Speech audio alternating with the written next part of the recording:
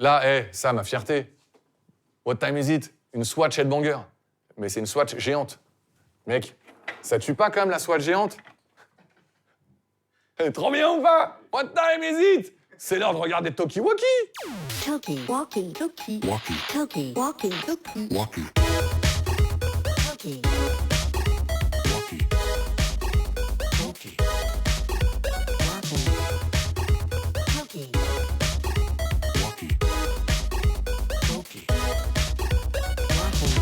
Bienvenue dans Talkie-Walkie. Il fait danser la planète depuis plus de 20 ans. Daft Punk, Justice ou Breakboat sont tous passés entre ses mains. On vous emmène au cœur du label Headbanger, fondé par l'unique Pedro Winter. Moi, j'ai grandi avec Star Wars et la collectionnite des Schtroumpfs. Moi, j'avais le village des Schtroumpfs. Talkie-Walkie s'est baladé pendant la Fashion Week parisienne, l'occasion de se glisser en coulisses du défilé Pigalle. La marque parisienne développée par Stéphane Hachepoul cartonne dans le monde entier.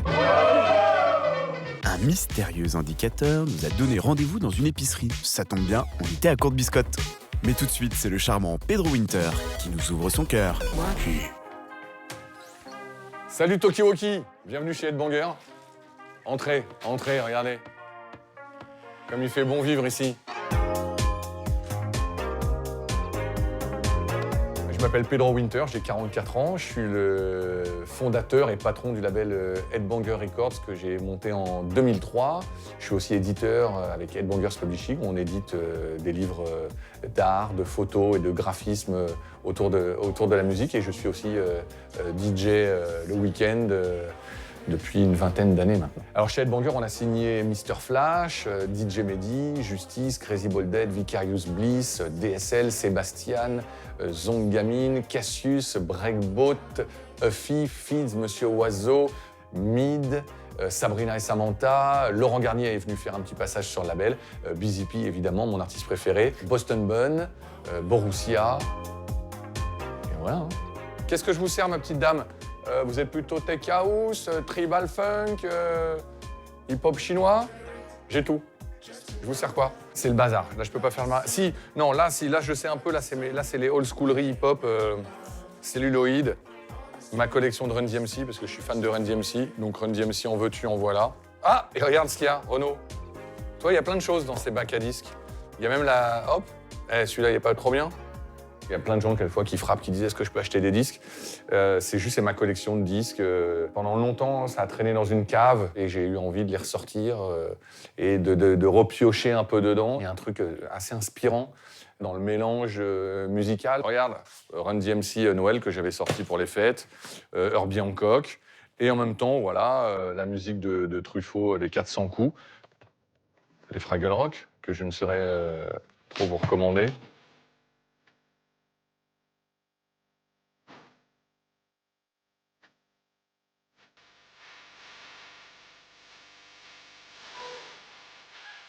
Je crois que c'est l'heure. Je dois annoncer le line-up de la soirée de ce soir. Paul Amour, DJ Deep, Miley Serious, Mademoiselle Caro et Laurent Garnier. On est en 2020 et il faut annoncer la soirée sur les réseaux, chose que je m'apprête à faire. Bim. Je suis aussi graphiste, hein, t'as vu? Hop, tac. Voilà.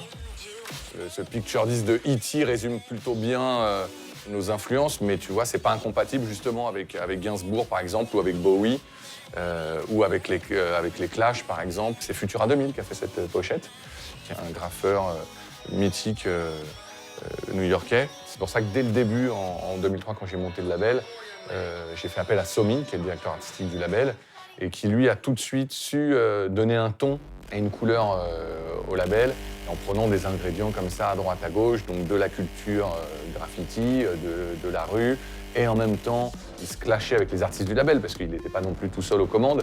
Donc Justice, eux, qui avaient plus cette envie justement de ressembler à une espèce de Queen mélangée à Led Zeppelin, mélangée à Pink Floyd, ça sentait plus le cuir, le rock, et donc ça a donné une espèce de couleur assez unique finalement, et c'est ça qui a marqué les gens depuis 17 ans maintenant. Quand tu vois ce que Somi a fait pour Mehdi, effectivement, c'est complètement différent de ce qu'il a fait pour Justice. Ça, c'est vraiment pour le coup la touche Somi. C'est sa patte, elle est reconnaissable parmi mille. Mais Bon, on est parti de loin, puisqu'au début, ça on rigole maintenant qu'on la regarde. Ça, c'était la deuxième pochette de Somi pour le label. Et après, on a ouvert un petit peu le champ des possibles, puisqu'on a travaillé notamment avec Jean André, qui est un tatoueur français. Le but du jeu, c'était aussi de ne pas rester bloqué. Ça, c'était avec Pier Paolo et Maurizio Catalan de Toilet Paper. Le dernier disque qu'on vient de sortir, c'est Molécule, qui est parti surfer la vague de Nazaré. Donc ça, c'est assez incroyable. On n'est pas resté bloqué en 2003. C'est ça aussi le challenge pour un label. Que ce soit graphiquement ou musicalement aussi. On n'est pas resté non plus sur l'ère des turbines de 2008 ou 2007. On a essayé d'ouvrir un peu le spectre musical en signant voilà, Mid, Boston Bun, Molécule, Dyslexique, ou en essayant de proposer des choses voilà, qui partent un peu dans tous les sens.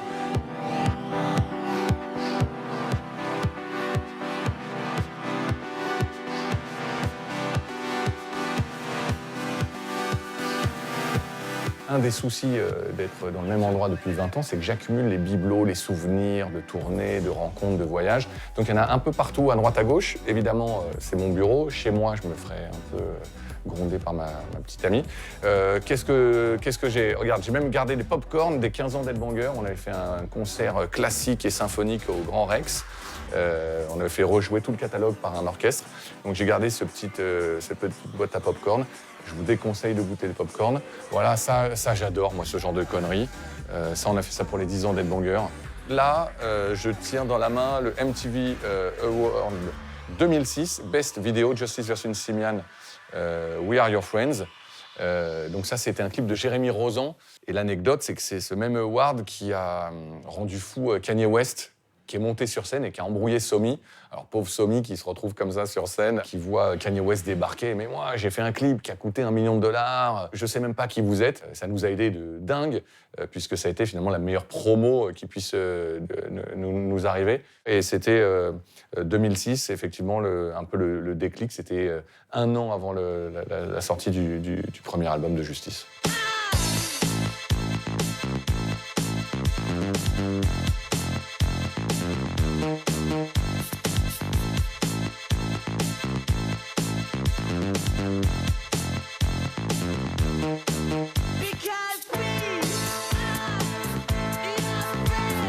Ça, bon maintenant ça a une valeur symbolique particulière, c'était pour mes 30 ans, donc c'était il y a 15 ans. C'est le Wintertainment EP, Zdar, Justice, Mehdi et Fafi. Ils m'ont fait un disque, ils ont pressé un disque, donc c'est ce qu'on appelle un acétate. Ça a une odeur assez particulière, vous savez. 12 piges de dance méga mix. Oh là là, ça me fait plaisir de le réentendre parce que... Alors je vous raconte, donc ça c'est Mehdi, qui a fait un remix de la Ritournelle, qui est jamais sorti.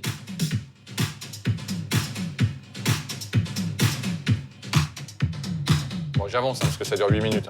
Oh là là.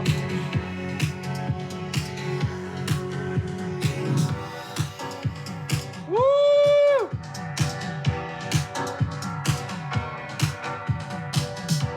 Ah, j'avais pas réécouté depuis longtemps. C'est Xavier qui me dessine, qui m'a toujours confondu avec le Denver, le dinosaure. Fafi, et la signature classique de Mehmed, de Mehdi. Cookie, walkie, cookie, Walkie. cookie, walkie, cookie. Walkie. Ancrée dans le quartier de Pigalle, la marque du même nom est née sur un terrain de basket. Son fondateur, Stéphane Ashpool, endosse un peu tous les rôles. Celui de grand frère du quartier, entraîneur de basket et scénographe de son propre défilé. Ce créatif hyperactif pourrait bien finir maire de Paris. On vous aura prévenu. Allô.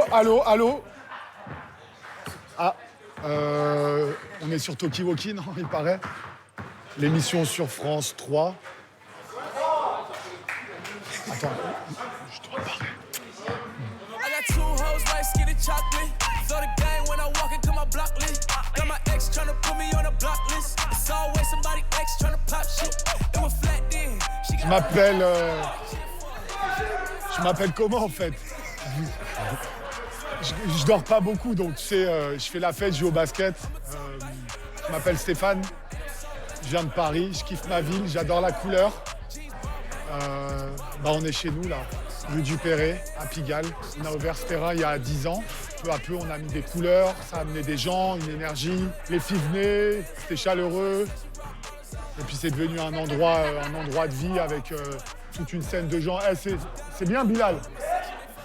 Les gars, ils jouent, ça joue dur en plus. Aujourd'hui, on lance la collecte Nike. Il y a le terrain qui va avec les nouvelles couleurs.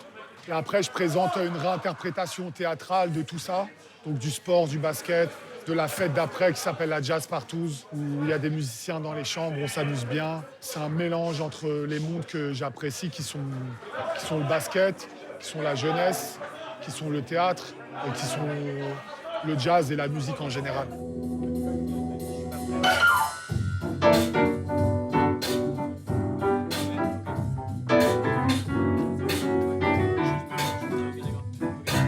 Est-ce qu'on peut voir quelque chose comme ça? Est-ce qu'on peut faire le porter une fois? Est-ce qu'on peut s'approcher un petit peu? Plus les garçons, everyone can. Yeah. It's okay. Let's go out. So I like the idea that all the movement are as much as you can aussi open and large and curvy, open. Yeah, a bit like a ballet dancer. You know, when we do this.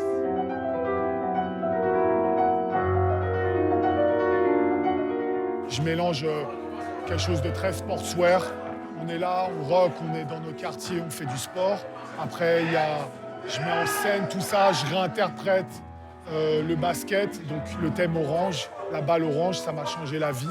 Donc un peu un hommage. Classique mais efficace, très efficace. Sur les doigts aussi? Oui, sur les doigts aussi. Ça fait partie de tout en fait. Là franchement, très bonne ambiance. Il y a notre collègue là juste derrière qui essaie d'amener la bonne énergie. Du coup non, franchement on est là, on est bien et c'est ce qui compte, franchement, l'instant présent. And it's a wonderful collection. I love the colors. The colors are beautiful. Colors, and it's very kind of like, you know, athletic, yellow, light. Attention, le chapeau à franges, c'est The Mask, tu vois ou pas? Ouais. Allez, let's go. Le skateboard, c'est ma vie, ça m'a changé la vie.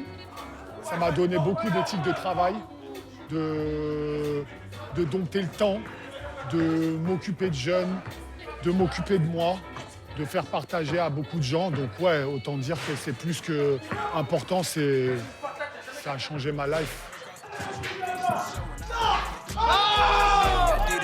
I'm still with the shits, I'm a hot nigga. Oh, you asking for pictures with niggas? What's your name? Get the fuck out the spot, nigga. Trying to figure which deal I'ma take. I woke up couple meal on my... Bah, on est là pour l'inauguration du terrain avec Pigalle Basketball. Stéphane, c'est comme notre grand frère. On l'a connu maintenant, ça fait 15 ans, je crois. Il l'a connu tout petit, il nous aide beaucoup. Quand on a un projet, il nous soutient. Il mène une équipe de basket. On joue tous ensemble, tout le temps. Le projet, il s'appelle Ensemble. J'habite en face. Tous les jours, on est là, on joue avec les gars. That's my man. Deuce Coolies. Les gens qui ont les tenues, c'est les gens issus du quartier, en fait. Bah, vous voyez, on les frais. C'est pas tout le monde qui porte ça. Vous voyez, des bons produits. Thanks. Ouais, on grandit ensemble et juste d'être des bons gars, en fait. Qu'on soit bons, des filles bien, être police, bien se comporter. Donc le temps que je passe, c'est pour être ça. Et puis de temps en temps, quand je fais des bons cachets, on part tous en vacances ensemble. On est aux Philippines, au Japon. Je pars quand je travaille, quand je bouge pour le travail, je les ramène avec moi.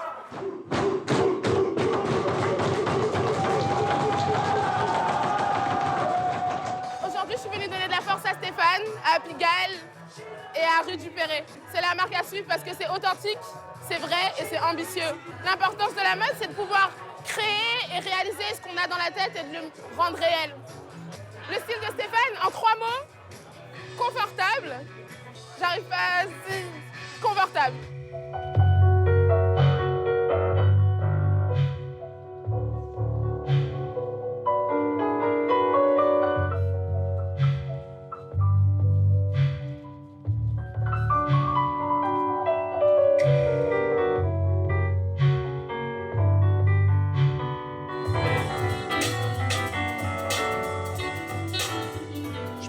Paris, j'ai mon mot à dire. J'ai l'impression de vraiment représenter ma ville et que ça continue comme ça. Et puis un jour, je serai maire de l'arrondissement.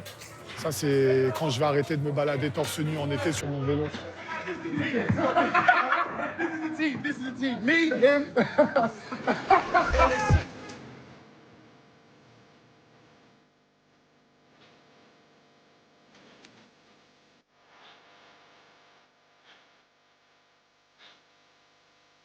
Portez de la couleur, regardez au maximum votre ville, elle est trop belle.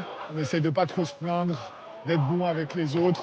Un sourire, ça coûte rien, être sympa, ça coûte pas grand-chose. Et on est ensemble. Talkie, walkie, talkie. Walkie. Talkie, walkie, talkie. Walkie. Paris, la nuit, dans le quartier de République. Un mystérieux épicier nous a donné rendez-vous dans une supérette du quartier. L'occasion pour Talkie de faire ses courses en nocturne.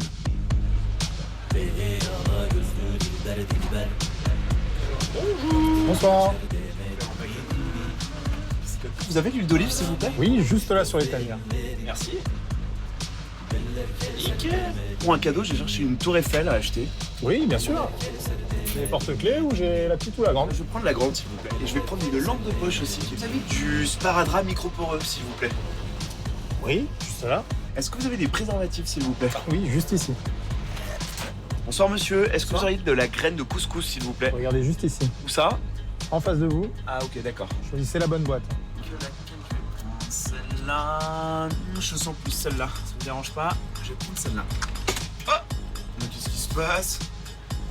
Mais enfin, un endroit secret? Bonne soirée. Bonne soirée. Bonsoir. Bonsoir. Pardon. Alors bonsoir, on est où là pour de vrai? Alors on est dans le bar à cocktail L'Épicier. Donc c'est un bar à cocktail speakeasy et c'est caché derrière un épicier. C'est génial. J'ai cru tout à l'heure que je rentrais dans une vraie épicerie, mais en fait... Vous rentrez dans une vraie épicerie. Ouais. C'est une vraie épicerie. C'est une vraie épicerie, mais effectivement... Mais voilà, c'est petit, on n'a pas beaucoup de produits. Et notre savoir-faire, c'est vraiment ce qu'il y a derrière. Donc en fait, c'est une épicerie avec un passage secret dans lequel on bascule sur un bar à cocktail. Exactement. Bar à cocktail et petit bar à manger. Génial. C'est trop bien. On va tester.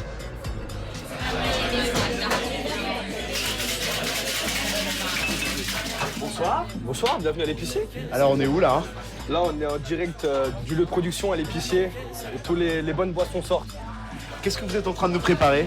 Du coup, là, je suis en train de réaliser un petit cocktail sans alcool. C'est beaucoup la demande en ce moment, les gens aiment beaucoup les cocktails sans alcool. On fait nos infusions nous-mêmes. C'est fait maison, bon, on aime bien le fait maison chez nous. Dans celui-ci, par exemple, ça sera hibiscus, ça sera du romarin, ça sera de la gentiane, des choses simples, mais pour faire des cocktails excellents. Comment ils réagissent les gens quand ils rentrent? En général, ils sont un peu choqués, ils aiment bien nous demander si on peut acheter dans l'épicerie. Ils sont assez émerveillés en général. Génial. Vive le sans-alcool, hein. Le concept de bar caché, c'est un principe qui vient des États-Unis. Dans les années 30, à l'époque de la prohibition de l'alcool, on faisait ce qu'on appelait des speakeasy, donc c'était des bars qui étaient cachés derrière des commerces. Le premier qu'on a ouvert, c'était le Lavomatic, en 2015, et on s'est dit, quitte à le refaire, eh ben, voilà, autant faire complètement différent que ce qu'on a fait. Et on s'est dit, une épicerie de nuit, c'est sympa, c'est cohérent avec nos horaires d'ouverture, voilà. Comment réagissent les gens alors quand ils rentrent ici? C'est la surprise, alors ils aiment bien parce que souvent c'est des groupes d'amis qui emmènent d'autres amis. Il y en a qui connaissent le truc, ils laissent galérer leurs potes. Et la semaine d'après, c'est les potes qui ont découvert ça qui reviennent avec d'autres potes. Donc voilà, c'est rigolo. Bonne soirée. Bonne soirée. On prépare nos sirops. Ce qu'on propose à manger, c'est des petits producteurs. On ne prend pas d'industriel. Voilà, c'est vraiment... on se base sur la qualité. Et la nourriture, qu'est-ce qu'on peut retrouver dans les assiettes? Alors, on a un bœuf séché, donc c'est un bœuf traditionnel d'Espagne, donc c'est de la cecina. On propose aussi un petit assortiment de mezzé avec du tarama, du houmous et du labné. Et puis aussi, on a un caviar de Bergine.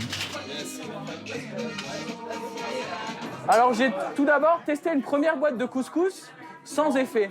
J'en ai ensuite testé une seconde qui, à son contact, ouvrit une porte qui me permit d'entrer dans une antre où les mets divins me délectèrent l'âme et l'être.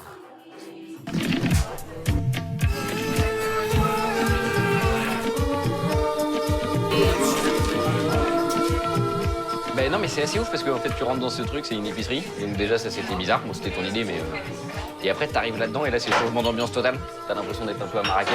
Mais c'est cool et c'est joli.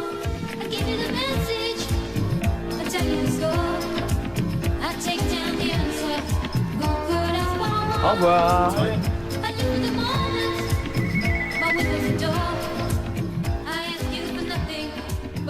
Talkie, walkie, talkie, Walkie. talkie, walkie, talkie. Walkie. Dans la deuxième partie de Talkie Walkie, l'artiste Thomas Lélu nous donne un petit cours d'humour en images. Jean-Marc Gargiulo est fan d'Elvis depuis son adolescence. Chaque année, le fan club qu'il a fondé se réunit pour célébrer l'anniversaire du King.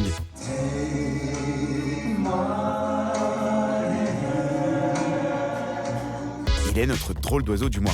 Alimenté par des énergies renouvelables, le Solar Sound System est une machine ingénieuse qui vous propose de faire la fête d'une manière écolo. Et en matière de fiesta, Pedro Winter en connaît un rayon. Chaque année, il parcourt le monde et amasse des centaines d'objets liés à la musique. Walkie. Salut, c'est Pedro Winter et vous regardez Talkie Walkie. Hey! Et en même temps, je suis en train de faire un carton au flipper. Oh le tocard. Regardez, c'est mon studio. Donc là, c'est mon petit setup. Bah, attends, je vous montre. Regarde, là, c'est mon petit studio. Là, c'est quand on fait les mix, quand on prépare un peu les mix. Et attendez, je vous montre un truc parce que ça, j'en suis un peu fier. C'est un de mes meilleurs achats, ça. Ça, c'est une couverture. T'es prêt ou pas?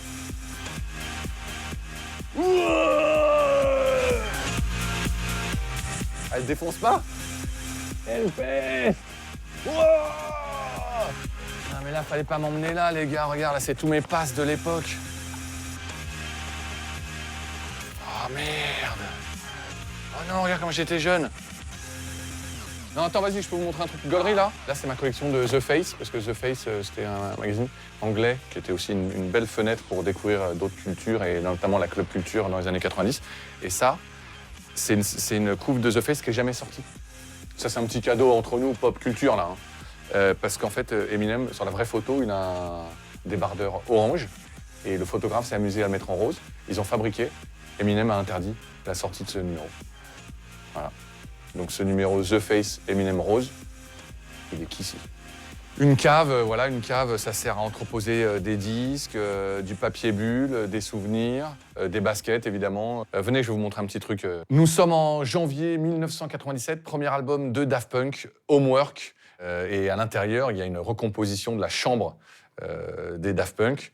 Un bureau d'adolescents, tourne-disques, map-monde, radio, poster et un cahier de devoirs, Homework comme le nom de l'album. Et c'est ce même cahier dont j'ai hérité et que j'ai placé ici fièrement sur l'hôtel dédié à ce groupe Daft Punk avec lequel j'ai collaboré pendant plus de 10 ans. Et là, je peux divulguer un petit secret à mes amis de Talkie Walkie. Ça, c'est la boule disco qui était dans le premier studio de Daft Punk. Donc, objet très cher à mes yeux. L'aventure Daft Punk, elle fait partie de mon histoire et je me rencontre chaque jour. J'ai eu beaucoup de chance de les rencontrer. C'était milieu des années 90. Moi, j'organise des soirées à l'époque au Palace, aux Folies. Ils viennent mixer dans mes soirées. On sympathise. On fait plus ample connaissance chez les disquaires et chez Radio FG d'ailleurs. On se retrouve un jour invités à la même émission. Le hasard fait que je les croise aussi à Londres, au Ministry of Sound, pendant un de leurs concerts. Et un jour, un déjeuner, je déjeune avec Thomas et ils me disent voilà, nous on est en train de on est en studio, on est en train de préparer notre premier album et on va avoir besoin de quelqu'un pour répondre aux fax, pour un peu gérer les choses au jour le jour. Et voilà, on aime bien ton énergie, on demande si tu as envie de te lancer dans l'aventure avec nous. Donc moi j'ai 20 ans et j'ai pas réfléchi longtemps. La nuit parisienne, je trouvais ça super, j'étais ravi d'organiser mes soirées, mais en même temps il y avait un nouveau challenge qui s'offrait à moi, donc j'ai préféré prendre cette direction et répondre aux fax. Alors ce qui était génial avec Daft Punk à l'époque, c'est que je répondais non à tout, donc c'était un job particulier, mais il fallait le dire avec le sourire, et je pense que c'est moi ce qui a été ma petite touche finalement à cette belle aventure Daft Punk, c'était finalement de rendre humain un duo qui était très en retrait, très fermé.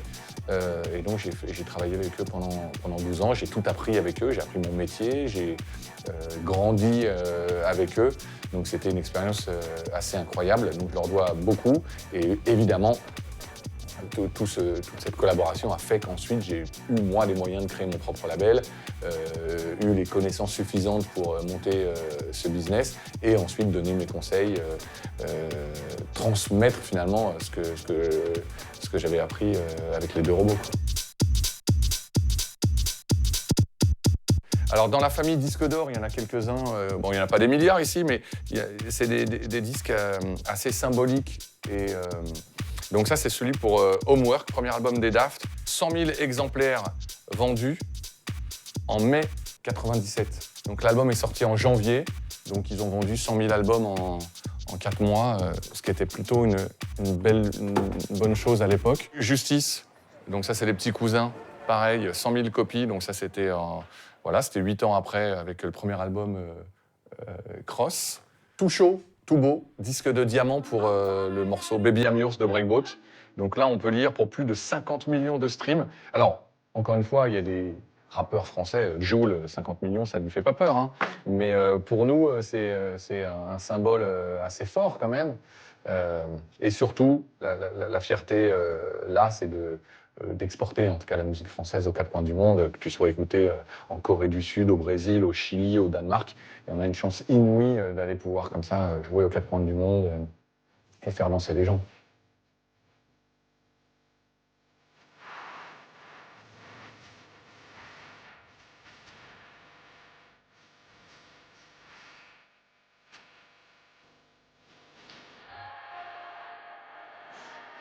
On a traversé tellement d'époques, tellement de révolutions. Moi, j'ai quand même commencé mon métier avant Internet, ou en tout cas, c'était le début, c'était les prémices. On n'envoyait pas de fichiers par Internet. On envoyait des cassettes DAT à Londres pour les masteriser.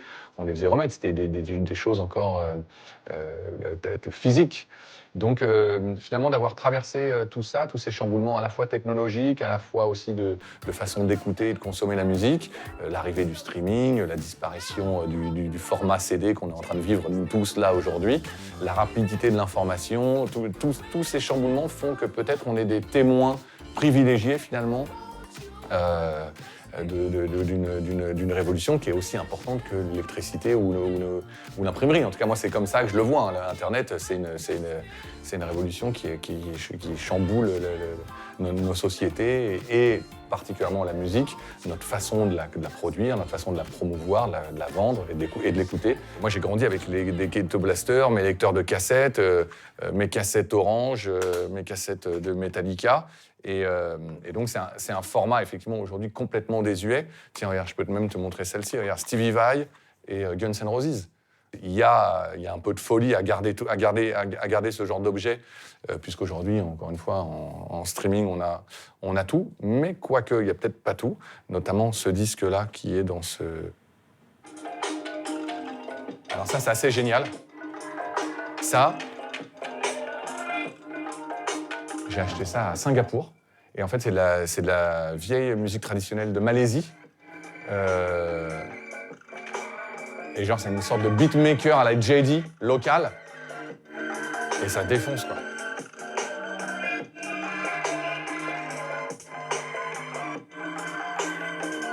Je vous ai montré pas mal de petits bibelots là, dans ma caverne d'Ali Baba. Mais il y a 2 petits trucs assez incroyables. Ça, c'est pour les fanatiques. Ça, c'est un bout de la bobine de mon film préféré, Clerks, de Kevin Smith. Pareil, je crois que c'est sorti en 92. Et ça, c'est la scène du film porno Hermaphrodite, pour les connaisseurs. Et c'est certainement une des pièces les plus précieuses à mes yeux dans mon bureau. Kevin Smith, réalisateur américain, que j'espère que vous connaissez. En tout cas, si vous n'avez pas vu le film Clerks, c'est assez incroyable. Donc j'ai acheté un bout de la pellicule du film. Et autre truc symbolique aussi, je vous avoue, un jour j'ai reçu un mot d'Alain Chabat qui m'avait envoyé plein de DVD, des nuls, voilà. Et quand tu reçois un mot « Hello, hola Pedro », bon, c'était un peu long, parce que c'est vrai qu'il a mis du temps à m'envoyer ce cadeau. C'était un peu long à faire, mais t'as vu le matos aussi ? Bon visionnage. Et c'était adorable parce que c'était pour nous remercier de l'avoir invité à un concert de Daft Punk donc en 2006. On avait passé une soirée ensemble à Barcelone. Et voilà, et c'est un petit clin d'œil. Moi, c'est quelqu'un que je vénère. Comme ça, on a des gens dans notre culture française, Antoine Decaune, Alain Chabat, qui sont des gens brillantissimes. Et on a eu la chance de croiser leur chemin, donc ça, c'est assez génial. Talkie-Walkie, je vous emmène avec moi dans le studio Motorbass à Montmartre, visite inédite de cet endroit mythique et solennel de notre ami et frère Philippe Zdar. Et je pense qu'il y a une petite surprise qui nous attend là-bas. Talkie, walkie, talkie. Walkie. Talkie, walkie, talkie. Walkie. Bonjour Talkie-Walkie, bienvenue. Je m'appelle Thomas Lélu, vous êtes les bienvenus. Que des rimes en ligne. Voilà, que je vais peut-être pas tenir comme ça tout le temps, mais... Le facétieux Thomas Lélu crée des images détournées depuis plus de 10 ans avec humour. Il se joue des codes de notre société pour nous faire réfléchir. Voici l'exposition en cours de Hill Studio qui présente leur dernier projet intitulé Incomplete Inventory, comme c'est indiqué sur le mur. C'est une compilation en fait, de matériel accumulé pendant près de 30 ans par les frères Dioui. On se demande presque si c'est des maquettes ou si c'est reconstitué. Et ici, vous avez en fait la liste de tout le matériel en fait, qu'ils utilisent.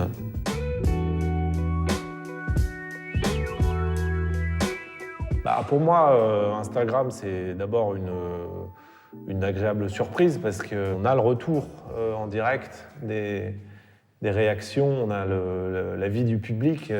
Je poste des images qui sont souvent des collages, des montages qui font référence ou à l'actualité politique ou à l'actualité de la mode parce que je travaille dans la mode depuis maintenant quelques années. Il y a une critique de la consommation, il y a une critique assez générale de tout, en fait.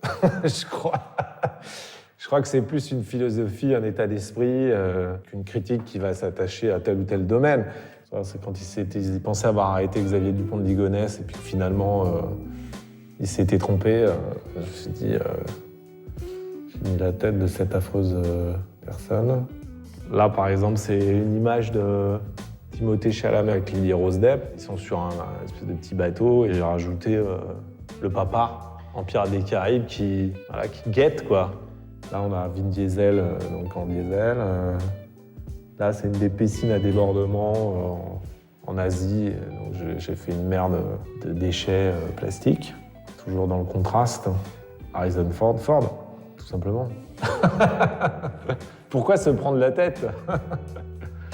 Après, ça devient des gimmicks et je pense aussi que les gens, ce qui les fait marrer, c'est qu'ils attendent le prochain, tu vois, c'est un peu comme un rendez-vous quotidien. Ah bah tiens, Puis il y en a qui te disent « Ah putain, oui, bah oui, tu l'as eu ». Enfin, c'est comme un jeu, quoi, en fait. Il y a quelque chose de... C'est assez proche du jeu, je crois. C'est un jeu avec le public, à un moment.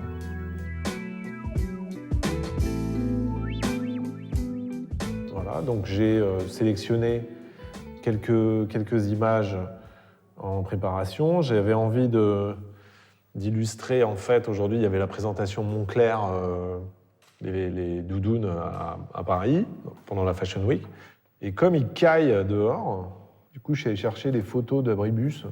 J'avais dans l'idée, en fait, de détourer donc, une doudoune comme ça et de la mettre à l'arrêt de bus en train d'attendre le bus, quoi. Alors, le problème, c'est qu'une idée ne donne pas forcément une bonne image. Il n'y a qu'en faisant qu'on va s'en rendre compte. Je vais tester l'image pour voir déjà si ça fonctionne ou pas. Ça sert à rien de faire un truc trop précis si au final ça ne fonctionne pas. Bon, voilà. Ça peut être une... voilà. Ça peut être une idée.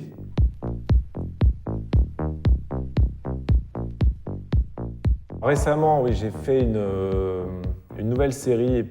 J'observais, alors parce que souvent, dans mes recherches, je me retrouve à regarder les comptes Instagram qu'on me propose en permanence, parce que du coup, comme je regarde toutes sortes de choses, et notamment en mode, il y avait quand même une récurrence qui était effectivement ce geste, quoi, de se photographier, notamment devant le miroir. Et en fait, en les voyant comme ça, comme c'est quand même un rectangle, hein, un téléphone, je me suis dit par quoi je pourrais remplacer ce téléphone. Et en fait, assez vite, je me suis dit, bah tiens, je vais mettre un livre, quoi. C'est tellement l'opposé, quoi, du selfie, le livre. Et j'ai mis un bouquin. Il s'avère que c'était un livre de philo. Donc le terme philo-selfie n'est pas arrivé tout de suite. Quand j'ai fait l'image, au début, je me suis dit, c'est cool. Enfin, voilà, quoi, pas plus. Et assez vite, j'avais des messages genre, c'est trop bien, j'adore, je kiffe ça, j'adore. Ça fait le tour du web de manière... Enfin, j'étais le premier surpris, quoi. C'est vraiment... je me l'explique pas vraiment. Il y a ce truc d'émulation collective et puis aussi de rapidité, quoi, des choses. Alors, ça peut faire tourner la tête. Enfin, c'est aussi... je comprends qu'il y ait des personnes pour qui ça soit une source d'angoisse, quoi. Je pense que ça ne correspond pas à toutes les sensibilités. Il y a un phénomène de saturation, donc on a besoin à la fois d'arrêter Instagram, mais aussi on a à la fois besoin de prendre un petit coup d'Instagram pour aller mieux, quoi. Et ce qui est marrant, c'est que y a aussi des réactions comme des gens qui me disent c'est cool, parce que du coup ça m'a donné envie de lire tel ou tel bouquin. Donc je me dis, c'est à la fois marrant et en même temps, si ça peut donner un petit, tu vois, un petit coup de pouce pour que les personnes lisent des livres de philo, tant mieux, quoi. J'ai envie de dire, avec toutes ces images, il faut continuer à lutter, à se battre contre l'entropie. Dans cette période difficile, qu'on peut facilement se sentir un peu écrasé, et qu'au contraire, il faut, avec les outils qu'on a aujourd'hui, d'une manière ou d'une autre, se battre en se marrant. L'humour, c'est une arme, oui. Oui, je pense. Et l'avantage, c'est qu'elle ne tue pas. Hasta luego, Toki Woki. Toki Walkie Toki. Toki Walkie Toki. Ouais, vous êtes bien sûr Tokiwoki avec tout le monde. On va tous s'amuser avec cette émission.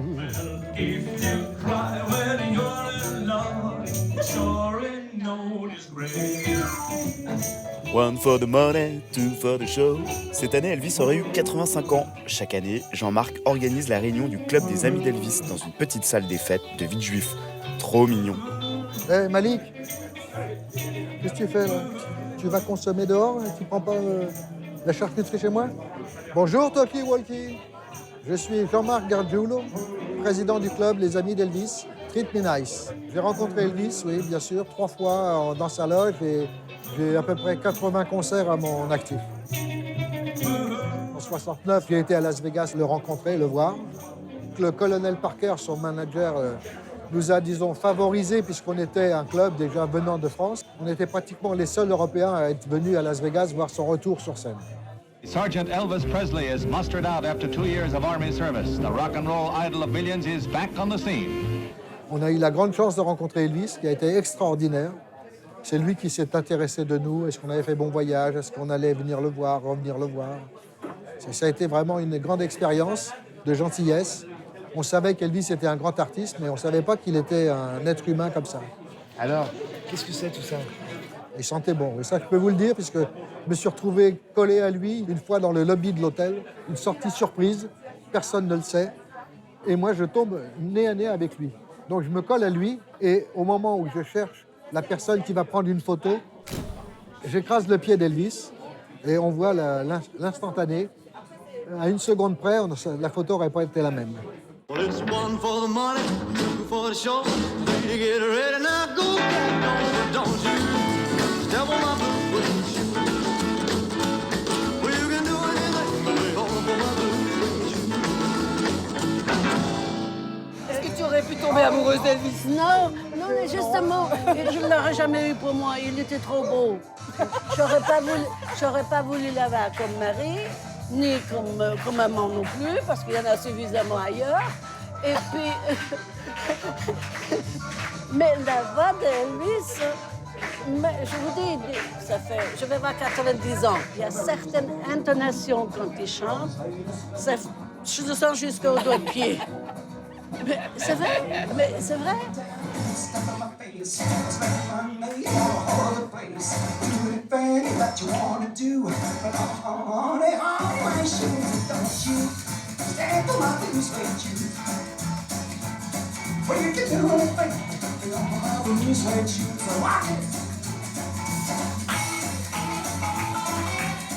Elvis est extrêmement sympa.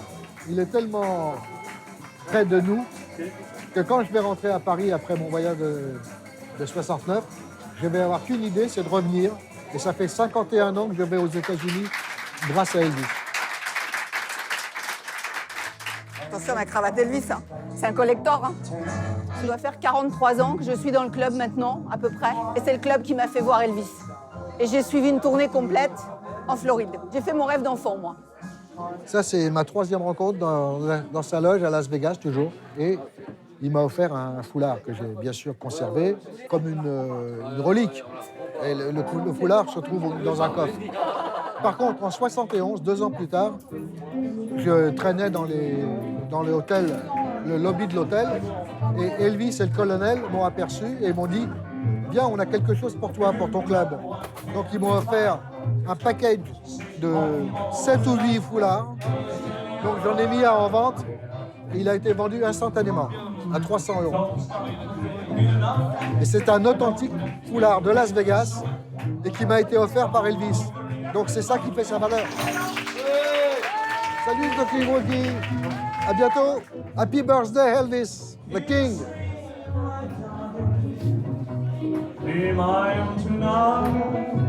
Talkie, walkie, talkie, walkie, talkie, walkie, talkie, walkie. Faire la teuf en respectant la planète, voilà le credo des intellos écolos du Solar Sound System. Démonstration. Salut Talkie-Walkie, c'est Cédric et je suis une des locomotives du Solar Sound System. C'est un sound system qui fonctionne aux énergies renouvelables grâce à des vélos générateurs et bien sûr le public qui pédale, mais aussi grâce à des panneaux solaires photovoltaïques qui permettent de prendre toute cette énergie gratuite qui provient du soleil. Alors, le Solar Sound System, c'est donc un sound system, c'est un système qui permet de faire la fête dans des espaces publics. On peut aller dans la forêt, on peut aller dans un parc, on peut aller sur un parking, on peut aller dans un tunnel, on peut aller au bord de la plage. L'idée a été de se passer en fait des systèmes de groupes électrogènes pour pouvoir faire des fêtes déconnectées des réseaux électriques, mais qui marchent entièrement de manière autonome aux énergies renouvelables. Solar Sound System is a solar energy and bike-powered sound system. Radioactive. Solar energy. Technology. Man. Machine. Music. Non-stop. Alors ça fonctionne de manière extrêmement simple. Là je vais pédaler. Ça génère de l'énergie qu'on a vu s'afficher là-bas. Ici on a des câbles qui viennent dans les sound systems. Donc on a en fait des câbles ici qui rentrent dans le système électrique. Ici ça va afficher en fait l'énergie qui est consommée. Quand il y a de l'énergie solaire, ça s'allume là. Et ça c'est l'énergie de consommation. Donc on voit que là le sound system il est allumé. Ici on a le desk avec les platines comme d'hab. Ici au-dessus on a les panneaux solaires qui permettent de capter l'énergie du soleil et de la faire rentrer par ce câble dans le système électrique. C'est comme sur les réseaux électriques, il faut pouvoir aussi stocker cette énergie. C'est ça la grande question des réseaux électriques et des énergies renouvelables. Là, c'est pareil. On a effectivement à l'intérieur de ce système des batteries qui vont gérer les flux d'énergie.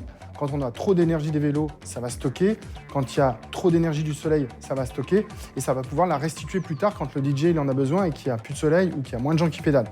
Et puis quand on arrive vraiment au bout de l'autonomie, et bien là, en fait, les gens doivent pédaler, sinon le son s'arrête. Et donc, ça nous est déjà arrivé que le son s'arrête, les gens se remettent à pédaler, la fête recommence.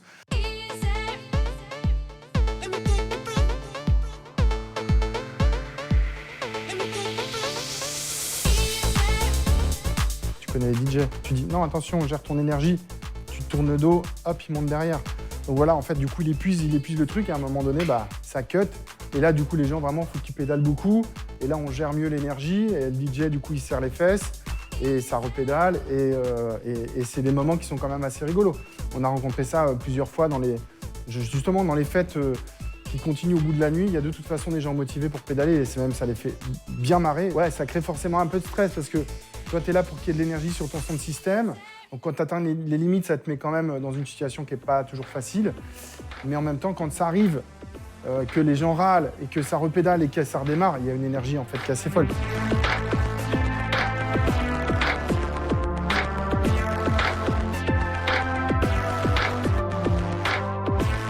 En fait, on peut tenir du coup H24 parce que tu peux aller jusqu'au petit matin avec les vélos et après au petit matin, lever du soleil, le soleil prend le relais et comme ça, en fait, on fait le tour de la pendule et c'est reparti pour un tour. está explotando una supernova. Esa luz luminosa es Radio Solar Sound System.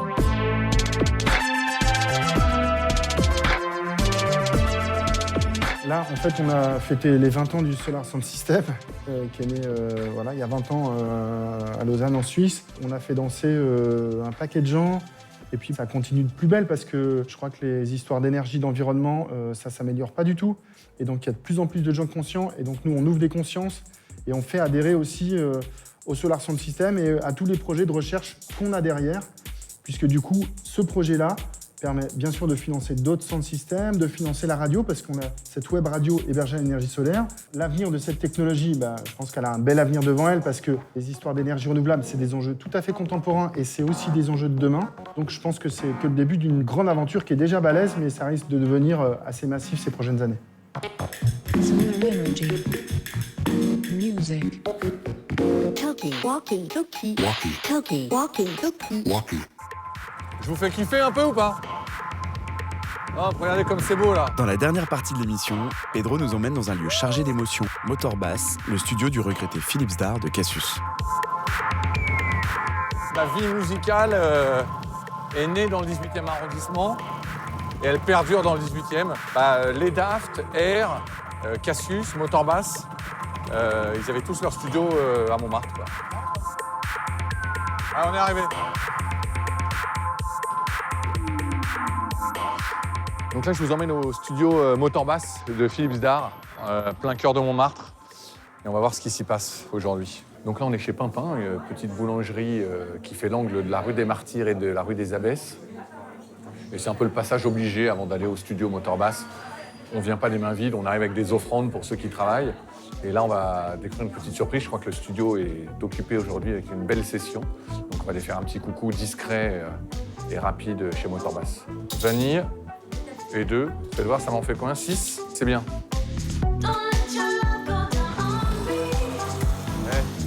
Wow! Et soudain, c'est le drame. Donc on est rue des Martyrs et on va dans le mythique Motorbass Studio de Philippe Zdar.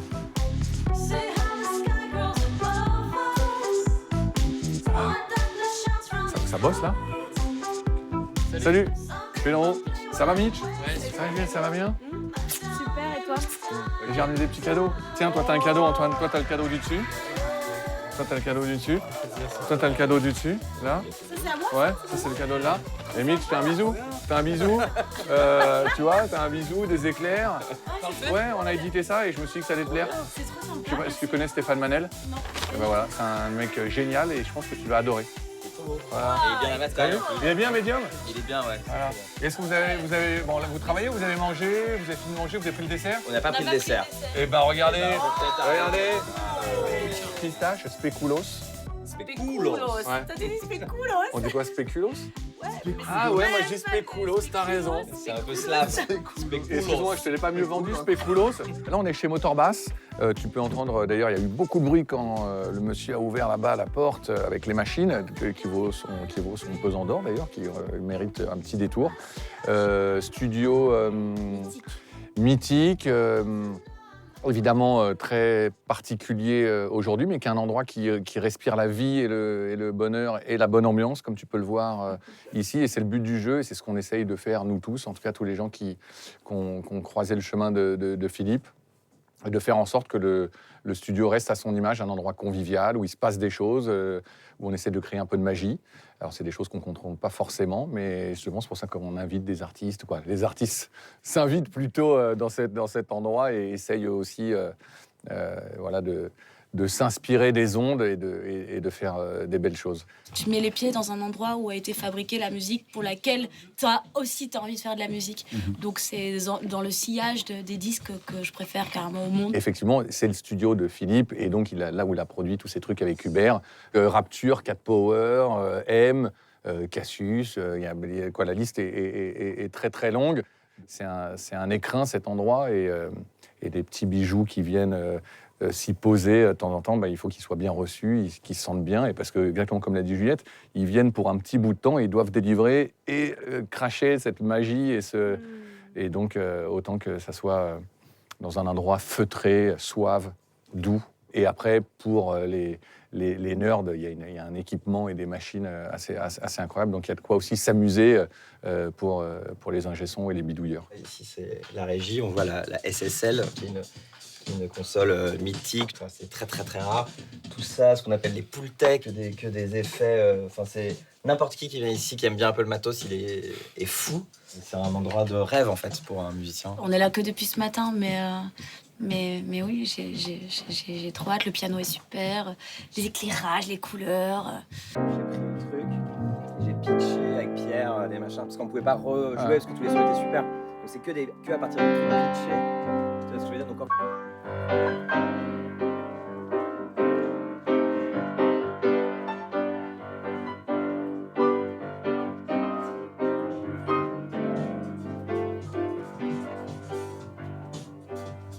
on va les laisser travailler. Hein.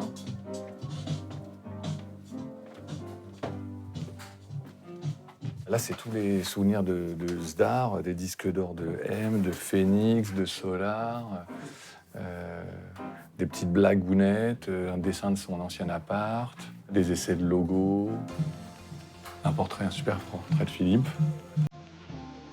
Et une photo assez mythique, ça c'était 1999 à Londres. On est tous ensemble. Regarde, c'est la pochette de leur premier album. Regarde, tac.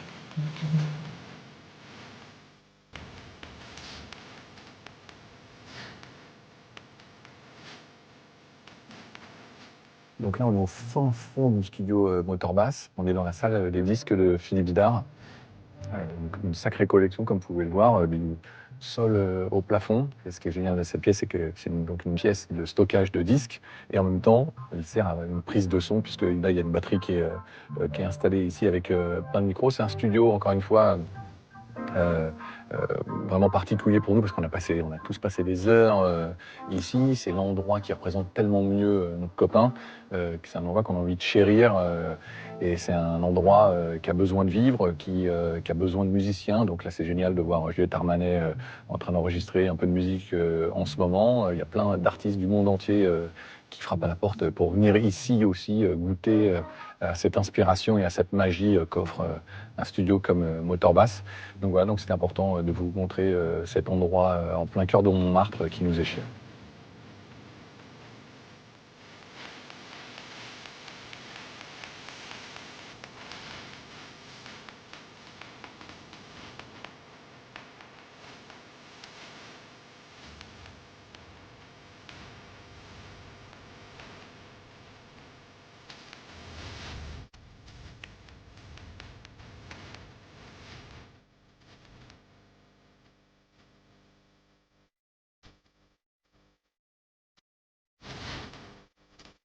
Ok, je vous abandonne.